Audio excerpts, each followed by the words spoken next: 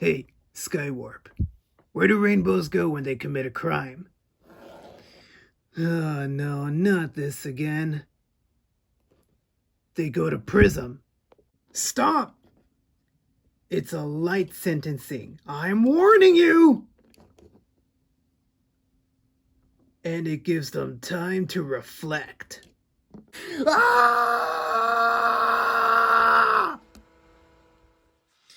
Good afternoon, good evening, or good morning, ladies and gentlemen. You may recognize my next guest from the G1 TV show, and they are currently from the Transformers War for Cybertron trilogy line, Earthrise, Decepticons, Skywarp, and Thundercracker. I got this set about 2-3 years ago, and boy do I love them.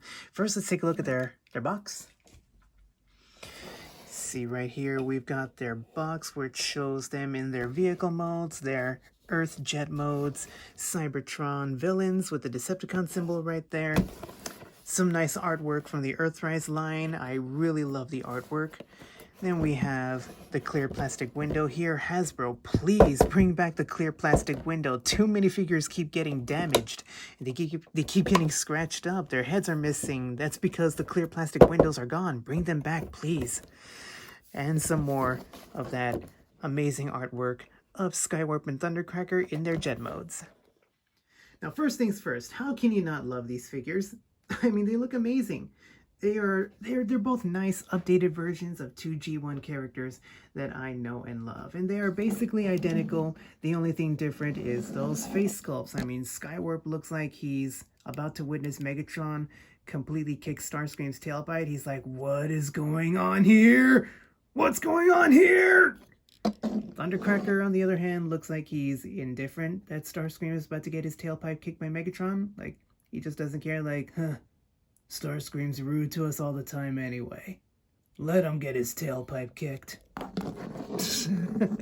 There I go, messing around again. And Thundercracker, he's got a little scratch right there on his face. Got him, I took him out of the packaging, and next thing I know, there's a scratch right there, and I'm like, how did I not see that before I picked him up? But you know, it's superficial. And in a way, it kind of adds a little more detail to him as well. Let's just say it's battle damage. That's all we have to say. It's battle damage. I mean, that's how I tend to look at scrapes, scratches, and paint scuffing nowadays. It's battle damage, okay?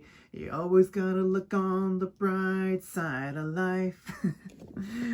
Okay, ignore that. Ignore what I just did. But anyhow, let's take a look at those details. He's got nice red paint in there for the eyes. Black all around for his Seeker head sculpt, silver for his face, more of that same silver right here on the sides, as well as his chest is the detailing I was telling you about. He's got like fans in there for his chest nipples.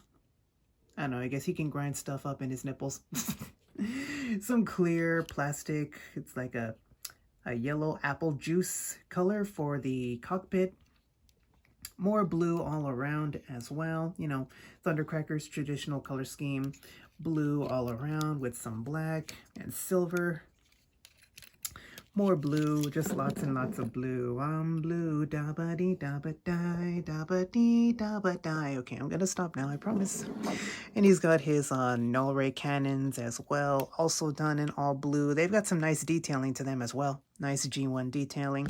And if you look into those wings, the wings are done with a lot of molded in detailing. I mean, look at that, it looks cool. Lots of molded in detailing as well for his forearms, as well as his shoulders. Again, more on the abdominal region, more molded in detailing. I mean, they really went all out with the details for these figures. That's why I love them so much. They gave them a lot of Cybertronian details. And then for Skywarp, it's his traditional purple and black. Same silver for the face as well as on the sides here, and for his grindering nipples, whatever you want to call them. More of that apple juice clear plastic for the cockpit. More silver, more black, more purple, and more purple and black all around. And for the wings, you've got the same amount of detailing as well. It looks really nice. Decepticon symbol right there on the wings. It's upside down.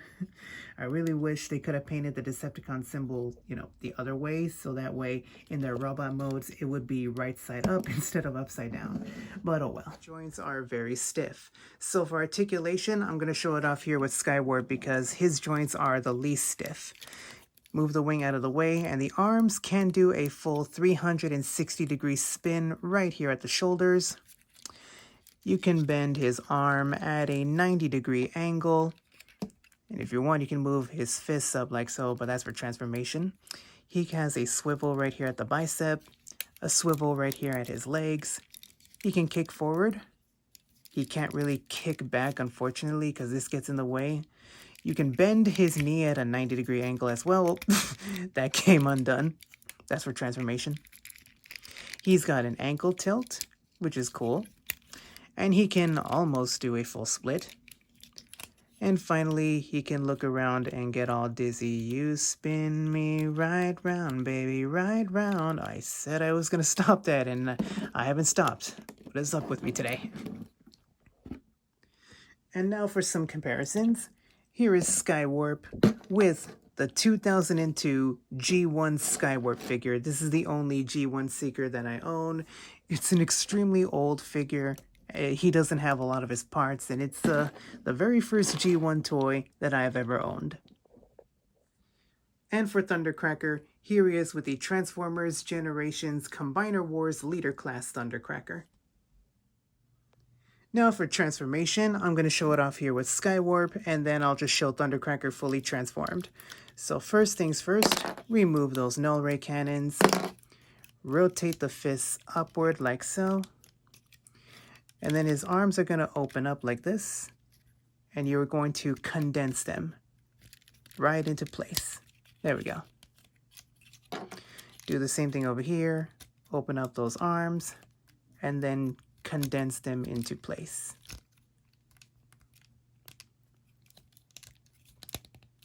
There we go. And now he's got stubby little arms, like he's carrying a very heavy sack on his back.